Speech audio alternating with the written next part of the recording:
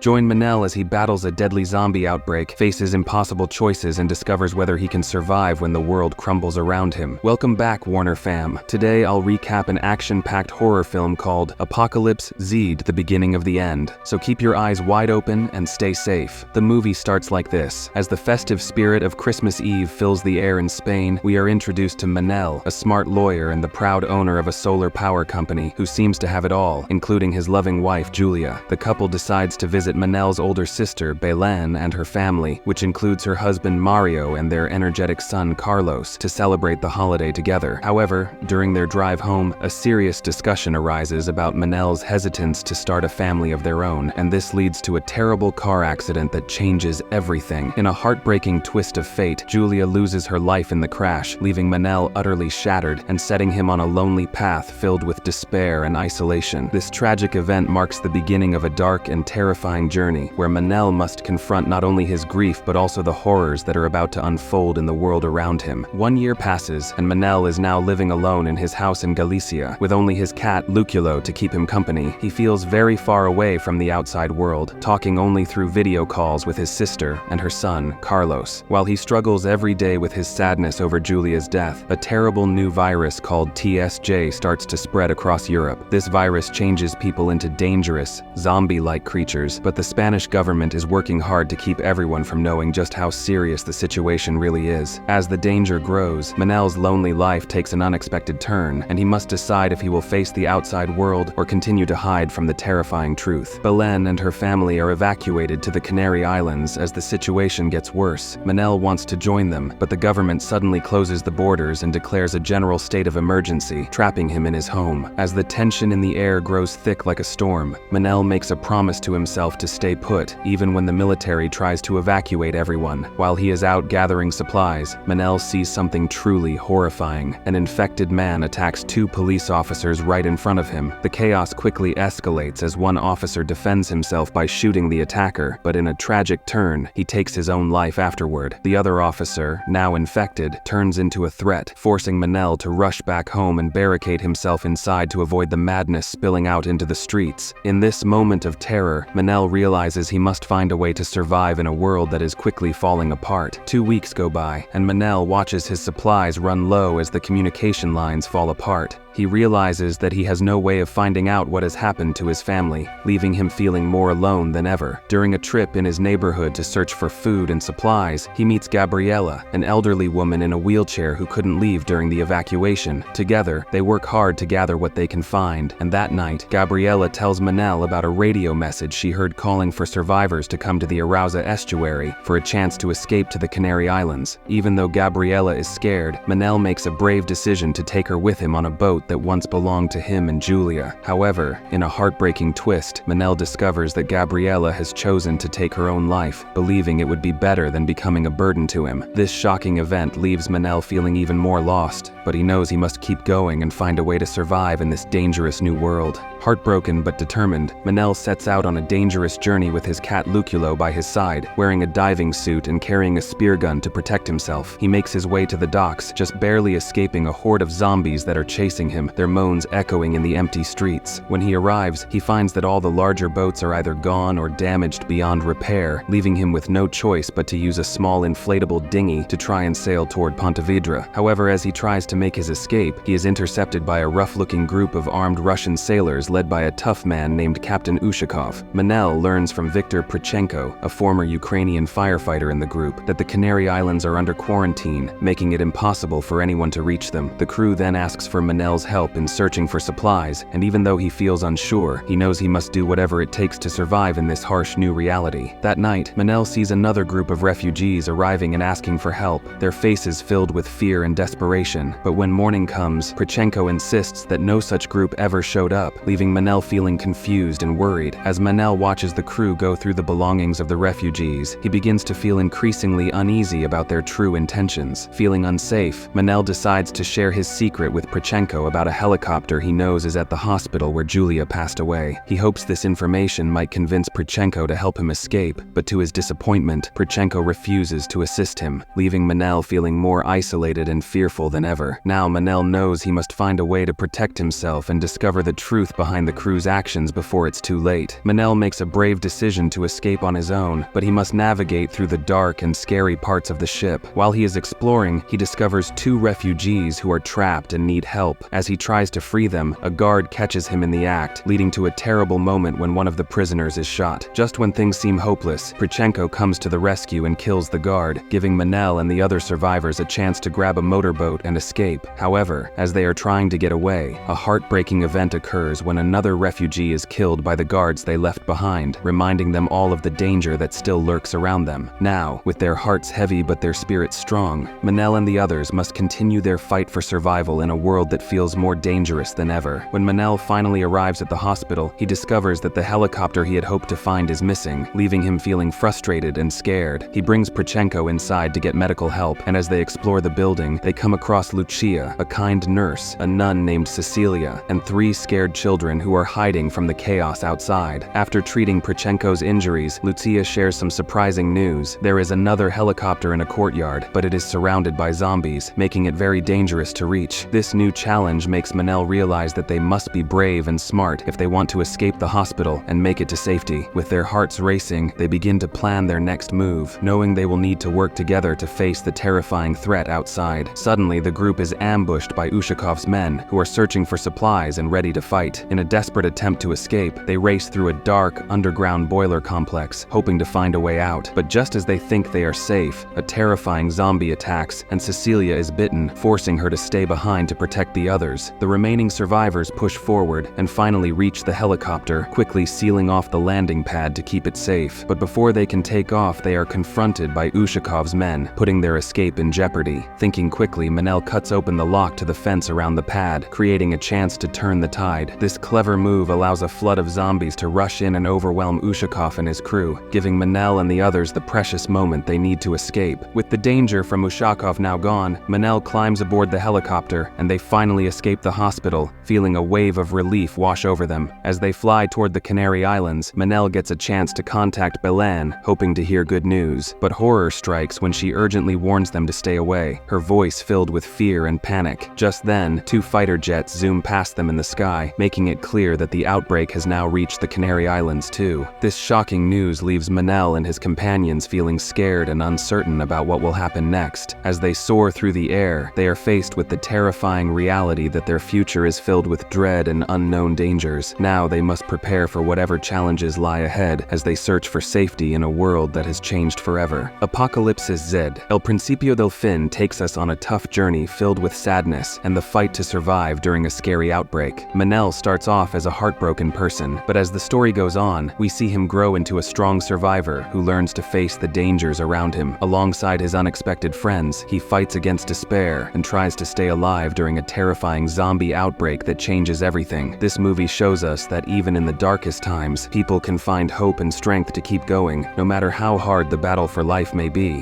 Which movies should we recap next? Drop your suggestions in the comments below. And don't forget to hit that subscribe button for more movie recaps. Thanks for watching.